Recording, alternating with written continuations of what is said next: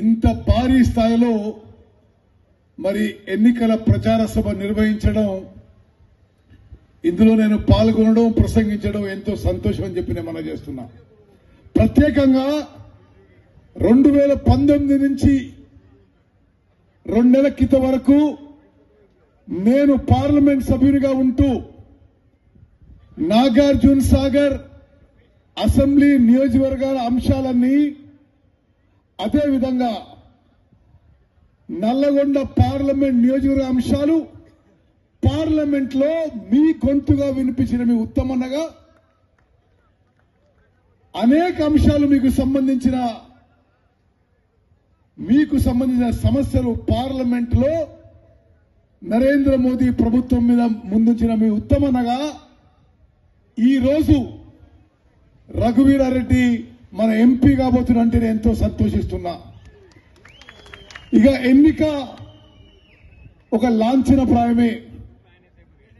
నిస్సందేహం Nalgonda parliament నియోజకవర్గం నుంచి రఘువీరారెడ్డి భారతదేశంలోనే 542 నియోజకవర్గాల్లో ఎక్కువ మెజారిటీతో గెలవబోతున్నారు. మరి నాగార్జున సాగర్ నుంచి ఏ స్థాయిలో మెజారిటీ ఇస్తారో మీరు ఒక్కసారి ఆలోచన చేయాలి. భారతదేశంలోనే 542 పార్లమెంట్ నియోజకవర్గాల్లో భారీ మెజారిటీ, ఎక్కువ మెజారిటీతో గెలవబోతున్న మీ అభిమాన నాయకుడు మరి జానారెడ్డి గారి కొడుకు రఘువీరారెడ్డికి నాగార్జున సాగర్ లో ఎంత మెజారిటీ మీరు ఇస్తారో దేశం మొత్తం గమనిస్తని చెప్పి నేను మనం చేస్తున్నా.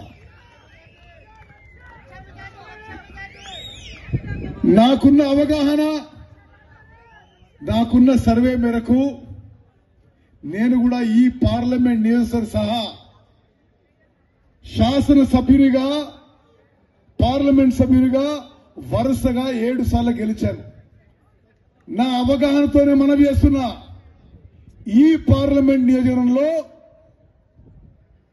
బీఆర్ఎస్ బీజేపీ అభ్యర్థుల డిపాజిట్లు గల్లంతు కాబోతున్నాయి. ఏదో వాళ్ళు వచ్చి పిచ్చి పిచ్చి మాటలు మాట్లాడిపోయినా జనం లెక్క చేస్తలేరు. నేను కొన్ని జాతీయ విషయాలు మీ ముందు వస్తా. మే 13వ తారీఖున తెలంగాణ రాష్ట్ర వ్యాప్తంగా మే 13వ తారీఖున భారత పార్లమెంటుకి ఎన్నికలు కానున్నాయి. వేదిక మీద ఉన్న నా అన్నలు, తమ్ముళ్ళు, అక్కలు, చెల్లెళ్ళు, ఇక్కడికి విచ్చేసిన అందరికీ కూడా మనం చేస్తున్నా, భారతదేశ దశ దిశ మార్చబోతున్న ఈ పార్లమెంట్ ఎన్నికలు 75 ఏళ్ల స్వాతంత్ర్యంలో ఎన్నడూ కూడా మన పార్లమెంటరీ డెమోక్రసీ వ్యవస్థ, మన ప్రజాస్వామ్య వ్యవస్థ ఈ రోజంత ప్రమాదంలో పడలేదు. బీజేపీ వల్ల, నరేంద్ర మోదీ వల్ల పార్లమెంటరీ డెమోక్రసీ వ్యవస్థ కుప్పకూలిపోయే పరిస్థితి ఏర్పడ్డది. నేను పార్లమెంట్ సభ్యులుగా చెప్తున్నా, పార్లమెంట్లకి, అసెంబ్లీలకి విలువ లేకుండా చేసిండ్రు. మీడియా మొత్తం కూడా వాళ్ళ ఒత్తిడికి తలొక్కి ప్రభుత్వ వైఖరియే సమర్థిస్తూ ప్రతిపక్షాలని వ్యతిరేకంగా మీడియా కూడా ఉంటుంది. జ్యుడిషియరీ వ్యవస్థ మీద కూడా ఇప్పుడున్న కేంద్రంలో ప్రభుత్వం ఒత్తిడి తీసుకొస్తున్నది. ఎగ్జిక్యూటివ్ కూడా పూర్తిగా వాళ్ళ చెప్పు చేతుల్లో ఉంటుంది. భారతదేశంలో ప్రజాస్వామ్యం ప్రమాదంలో ఉంది.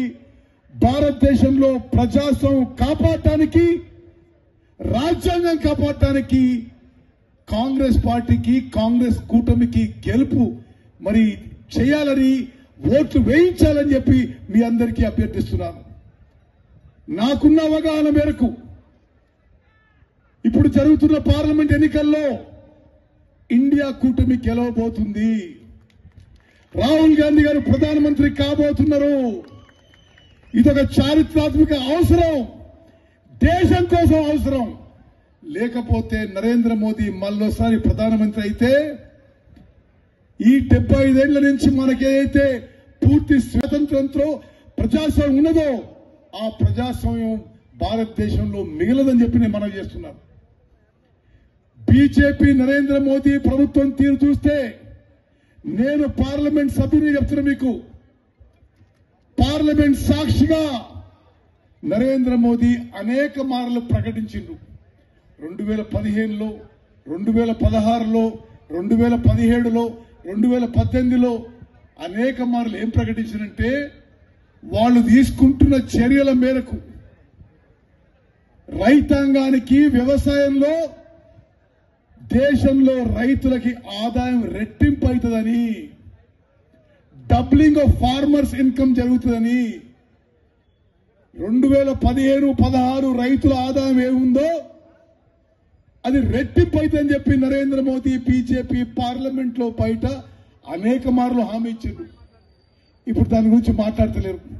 రెట్టింపు కాకపోగా కేంద్ర బీజేపీ ప్రభుత్వంలో నరేంద్ర మోదీ హయాంలో రైతుల ఆదాయం తగ్గింది.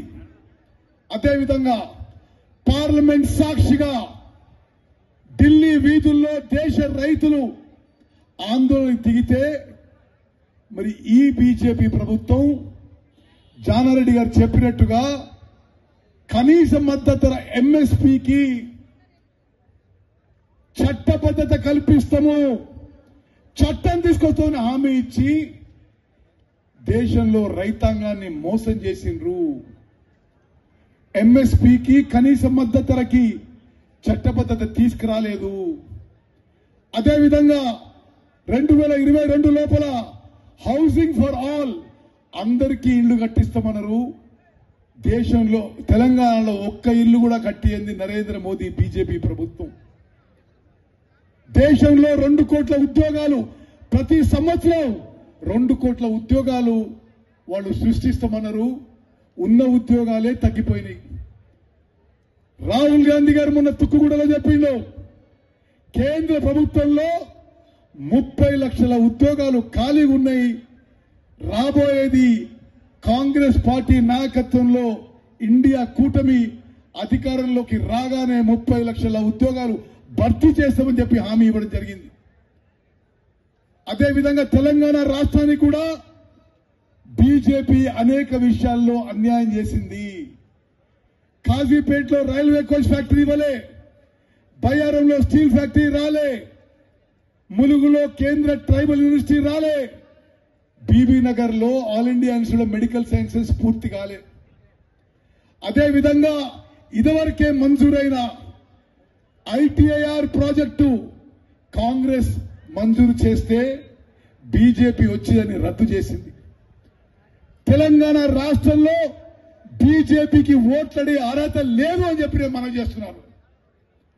అదేవిధంగా మిత్రులారా, ఈ బీఆర్ఎస్ పార్టీ పని అయితే అయిపోయింది. పార్లమెంట్ ఎన్నికల తర్వాత బీఆర్ఎస్ పార్టీ మనుగడ ఉండదు. బీఆర్ఎస్ పార్టీగా అయిపోయింది. ఇక వాళ్ళు ఏదో పిచ్చి పిచ్చి మాటలు మాట్లాడుకొని రోడ్ల మీద తిరుగుతుంటే మనం ఏం చెప్పలేం. కానీ బీఆర్ఎస్ పార్టీ ఇక తెలంగాణలో ఉండబోదు అని చెప్పి నేను మనం చేస్తున్నా.